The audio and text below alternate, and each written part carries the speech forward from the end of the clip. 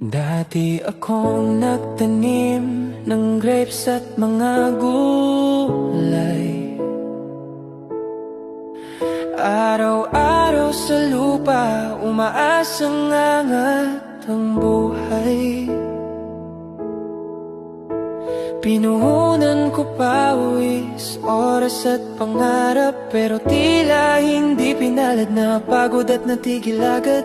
Masakit man tanggapin ang mga nangyari, may tanong sa sarili, bakit ganito palagi?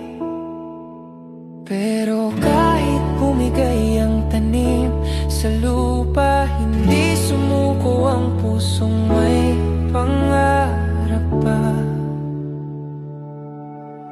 Kahit wala na ang bukid na minahal, may kamera akong hawak, may kwentong dala.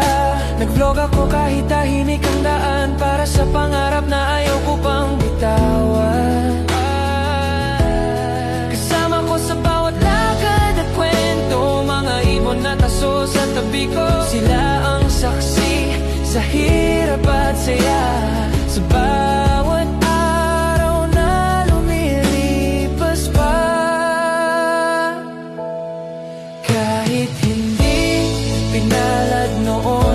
taniman, hindi ibig sabihin tapos na ang laban. Sa bawat vlog may kwento ng buhay, may pag-asa pa rin sumisigaw at gumagabay. Hindi man mabilis ang pag-abot ng pangarap, unti-unti kong binubuo ang bukas. Habang may boses, habang may dahilan, lalaban pa rin ako hanggang wakas. Sa tahimik na umaga, kasama ang alaga, ibon sahing papawid, aso sa paa.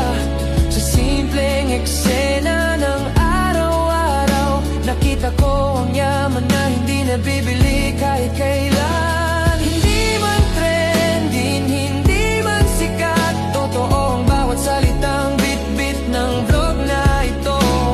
Ito ang kwento ng taong bumangon kahit ilang beses nang natalo. May mga gabing tanong ay bumabalik, paano kung sumwerte noon sa bukid? Pero tinanggap ko na ang daang ito, dahil dito ko muling nakita ang sarili ko. Ang pangarap hindi namamatay, nag-iba lang ng anyo at daan. Mula